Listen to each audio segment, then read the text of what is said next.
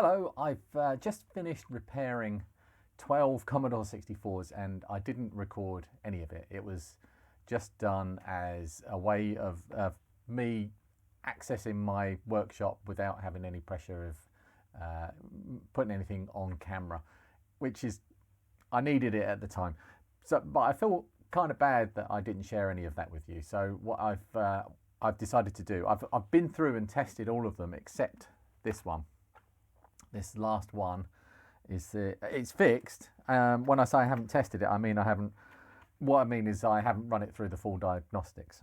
So we're going to do that now. We're going to test the keyboard, attach the diagnostic test harness to it, and put it through its paces and make sure that it's all working and ready to go back to Paul. I also wanted to show you these were the chips that came out.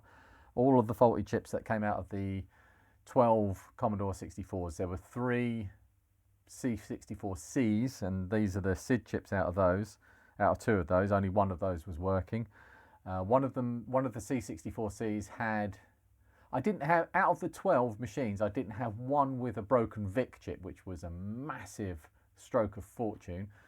The only problem with the VIC chip was one of the C64Cs, a shortboard, had a longboard version of the VIC chip in it, so which isn't compatible because the longboard version uses 12 volts and the shortboard version only uses 9 volts. It didn't do any harm to that chip. That chip actually does still work, but that's gone back into my stash for when it's needed in the future. Out of the bread bin versions, out of all the longboards, there were 3 faulty SID chips. There were actually more than that because some of them were from previous repairs where I'd already removed the SID chips.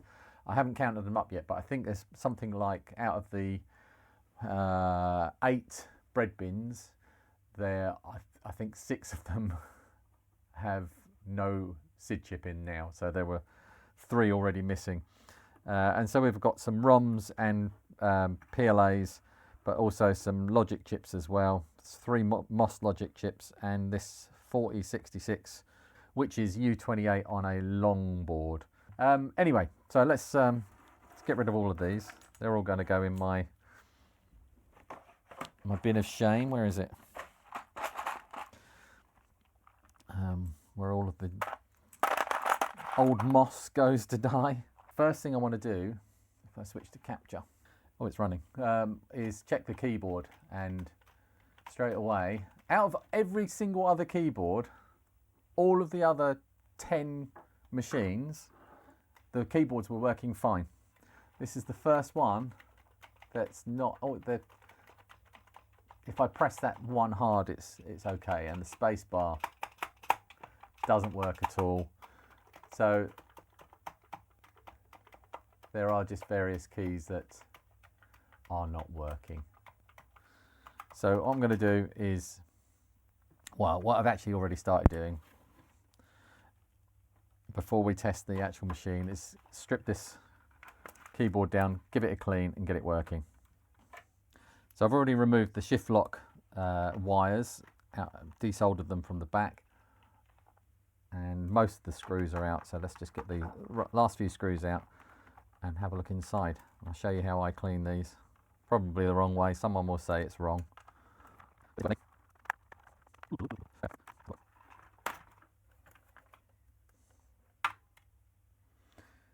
Oh, this is nice. This is a gold contact one. So very often these are carbon contacts. So this one's going to be easy. In fact, this is probably why this one has suffered. So where is, so one is up here. Second one up there. So that there is the one of the ones that wasn't working properly, and I can just see, I don't know if I can capture this on camera. I can just see there, you can just see there's a little bit of, not corrosion, it's oxidization. A little bit of grubbiness. So if these were carbon contacts, then I would use the same method, but I would be a lot less aggressive. So I'm going to use some of these specialist wipes, but paper towels will do just as well for this.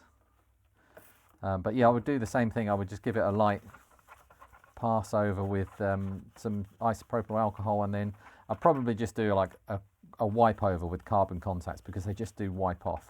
But these, because they're gold contacts, I'm actually just going to polish them, because I'm not going to actually do any damage. There's no real dirt on there, and I might even give these a pass over with the eraser.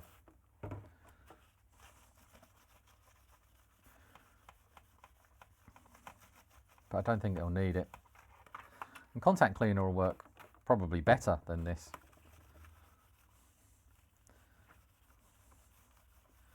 In fact, for this one, I'm going to give this a go over with contact cleaner as well, once this isopropyl alcohol has dried out. Isopropyl.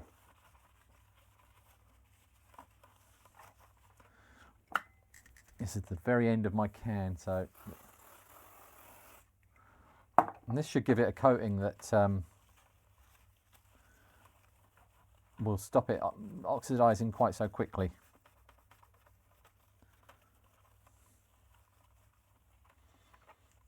If you believe the marketing. Very good. Okay, there's no... if there was anything left on these contacts, and important not to touch them now, because that's probably where... Oh, there is a little bit of a... No, that's fine. If there was anything left on these contacts now, I would go over them with... I've got a Future Was 8-bit eraser. Now I can't find it. There it is. With my special The Future Was 8-bit eraser. Edge connector cleaning tool. So I just it's got a softer side and a more harsh side, but I just give them a go over with that, and then clean that off as well.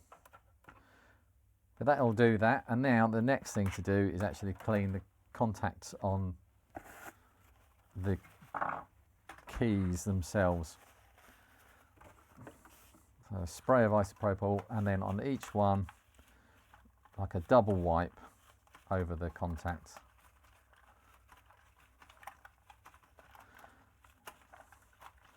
So I'm not sure, because the carbon is coming off of these, how these pads, these rubber pads on the bottom here, how far down. One day I'm going to have to do it with a scrap one. It's like, is it conductive all the way through? Does it matter how much you rub these? Is the conductive part of it just on the surface?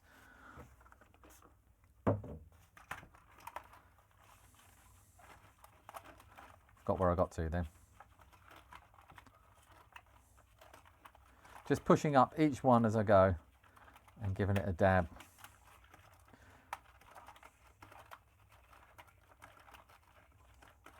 The space bar was a problem.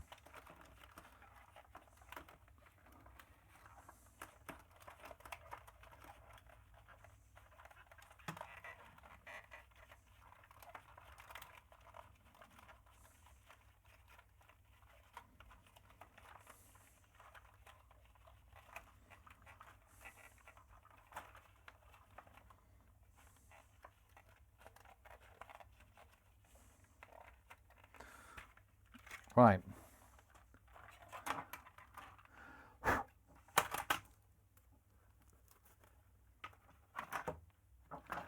going to put back a few screws across the middle, and then we'll test it. And then I'll put this to one side while I run the full diagnostics.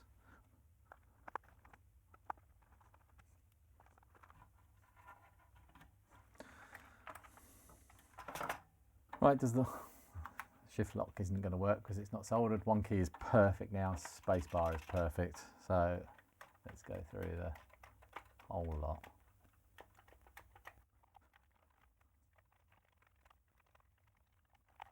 Excellent, perfect. Let's see, get the diagnostic harness attached. and see if it's working, if it's good to go. This was given to me by Lee Smith, Lee Smith's workshop. He said that I would get more use out of it than him, and I've got a lot of use out of it. So we've got an ARM SID in here. I might have to grab a proper SID. I don't think this will pass the diagnostic. Oh, need a dead test cart in.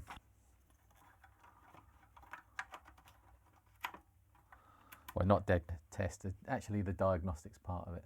Right, let's go.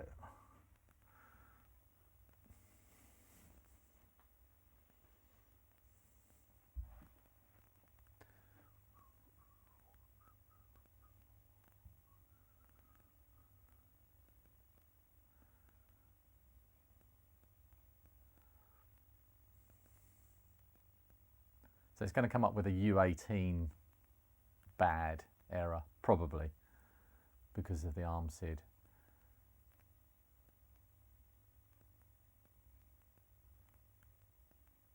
But it will work.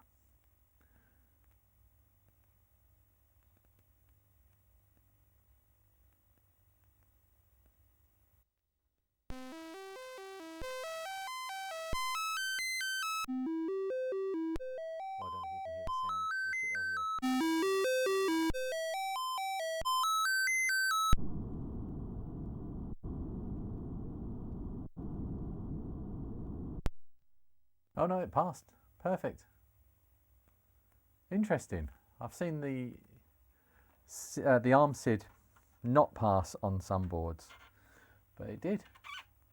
Clean bill of health.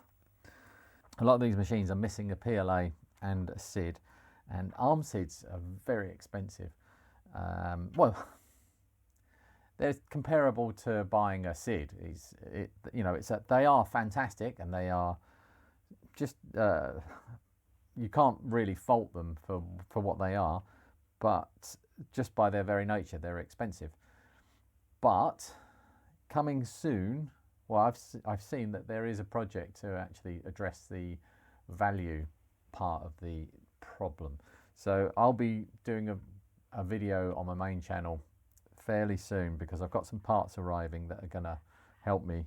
The PLA, I've got some GAL PLAs coming so that I can replace these PLAs for a lot less money than, I mean, these PLS 100N chips are from Commodore Lad, and they are probably the best PLAs you can get. I think that they are very similar to the original architecture and use the same technology, but with better, more modern materials that won't fail as easily. But these cost, again, enough to put a dent in any profit that Paul might make from selling on this Commodore 64. If he has to replace a PLA and a SID, that's a good 50 quid.